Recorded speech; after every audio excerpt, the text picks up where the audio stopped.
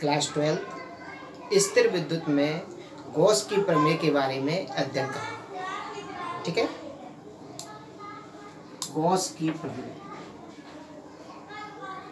Gauss की प्रमेय। तो गॉस की प्रमेय क्या होती है? किसी बंद पृष्ठ से गुजरने वाला संपूर्ण विद्युत फ्लक्स उस पृष्ठ के अंदर उपस्थित कुल आवेश का 1/ε0 गुना होता है। अर्थात मैं इसका स्टेटमेंट लिख रहा हूँ, किसी बंद पृष्ठ से गुजरने वाला संपूर्ण विद्युत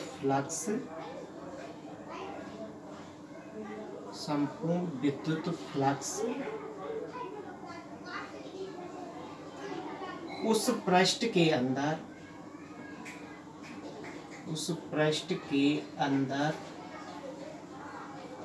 उपस्थित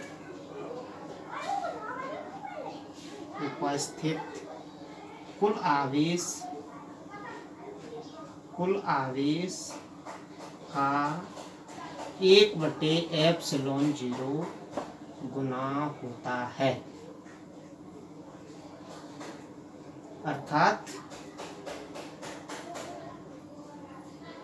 फाई ई बराबर Q/ε0। मान लीजिए किसी बंद पृष्ठ के अंदर स्मॉल q आवेश स्थित है। जैसे फॉर एग्जांपल ये कोई बंद पृष्ठ है और इसके अंदर यहाँ पर +q आवेश स्थित है।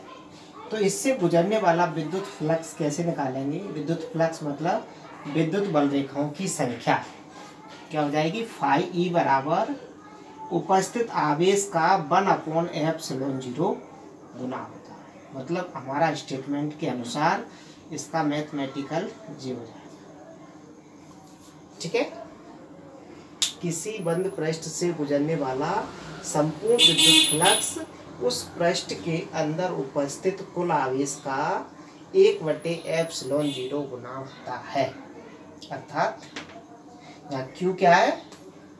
कुल आवेश। यहाँ Q क्या है? पृष्ठ के अंदर कुल आवेश, Q कुल आवेश। ठीक है, चलिए अब इसको हम प्रूव करते हैं। तो इसकी उपपत्ति तो कुछ इस प्रकार से करेंगे कि माना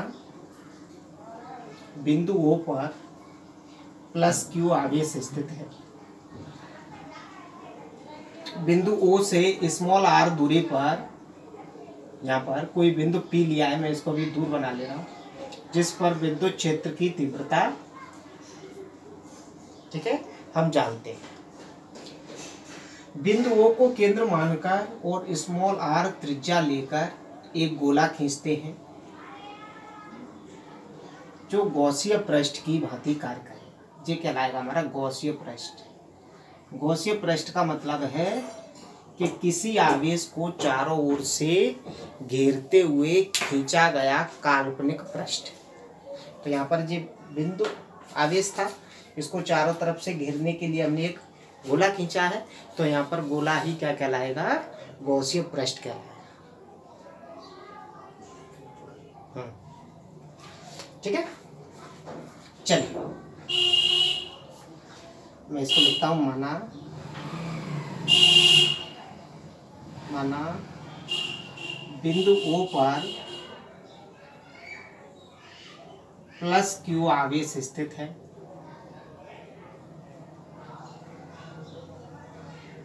है। बिंदु O से स्मॉल r दूरी पर कोई बिंदु P लिया गया है।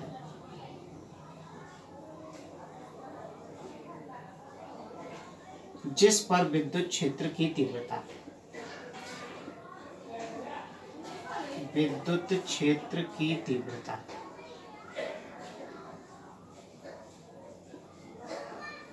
क्या होता है, E बराबर 1/4πε0 Q/r²। ये फॉर्मूला होता है विद्युत क्षेत्र की तीव्रता। ठीक है, जो नियतांक है इस आवेश के कारण और इस आवेश से इतनी दूरी पर जो विद्युत क्षेत्र की तीव्रता। जो धन आवेश है तो विद्युत वल्लिका पृष्ठ से क्या हो रही होंगी, बाहर जा रही होंगी, मतलब तीव्रता की डायरेक्शन क्या होगी, O से P की तरफ। जी इसको P मान लेना इस बिंदु, तो यहाँ लिख देना जी समीकरण नंबर 1, इसकी डायरेक्शन है OP दिशा में। ठीक है, यहाँ तक कोई दिक्कत। इसके बाद हमने क्या किया है, O को केंद्र मानकर और स्मॉल r त्रिज्या लेकर एक गोला खींचा है। तो वही मैं सब लिख रहा हूं।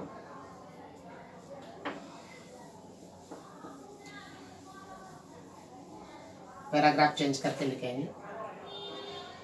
बिंदु O को केंद्र मानकर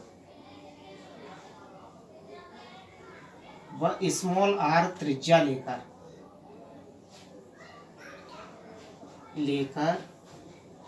एक गोला खींचते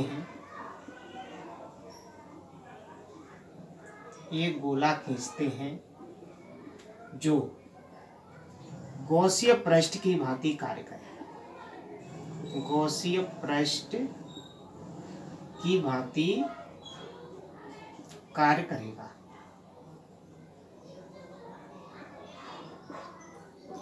तो जो हमने गॉसीय पृष्ठ खींचा है, इस पूरे गॉसीय पृष्ठ का पृष्ठीय क्षेत्रफल है मान लीजिए S, और यहाँ पर एक हम अल्प पृष्ठ की कल्पना करेंगे। ये अल्प पृष्ठ है जिसका क्षेत्रफल है ds और इसकी डायरेक्शन होगी इधर। क्षेत्रफल की डायरेक्शन क्या होती है, पृष्ठ के लंबवत होती है। ओके,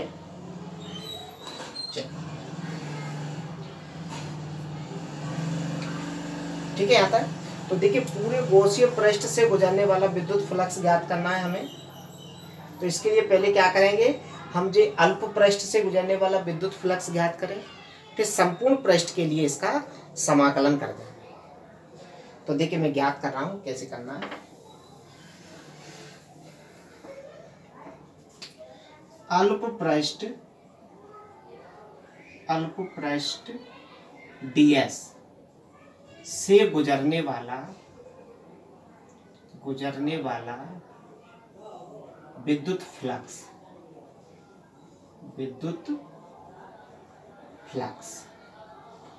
देखिए फॉर्मूला होता है विद्युत फ्लक्स का, मैं इधर लिख रहा हूं, जो होता है फाई E बराबर ES cos थीटा।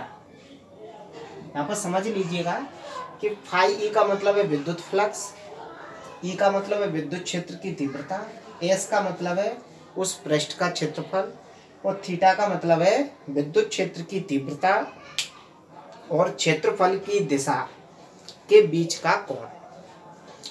तो देखिए यहाँ पर इस पृष्ठ से गुजरने वाला विद्युत फ्लक्स क्या होगा, जो पृष्ठ बहुत छोटा है इसलिए विद्युत फ्लक्स भी बहुत कम होगा, इसलिए मैं इसको फाई E न लिख के d फाई E लिख रहा हूँ। तो d फाई E बराबर E S की जगह ds cos थीटा की जगह 0, क्योंकि यहाँ पर तीव्रता की दिशा और क्षेत्रफल की दिशा दोनों के बीच का कोण कितना हो जाएगा, 0। इसको सॉल्व करेंगे तो ये आ जाएगा d फाई E बराबर E ds, क्योंकि cos 0 की वैल्यू हम जानते हैं कितनी होती है, 12। ठीक है, तो ये तो आ गया हमारा इस अल्प पृष्ठ से गुजरने वाला विद्युत फ्लक्स। पूरे पृष्ठ के लिए इसका क्या कर देंगे, समाकलन। ठीक है, इसलिए संपूर्ण पृष्ठ से गुजरने वाला कुल विद्युत फ्लक्स,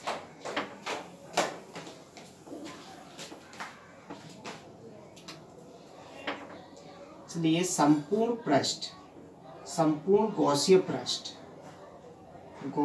पृष्ठ से गुजरने वाला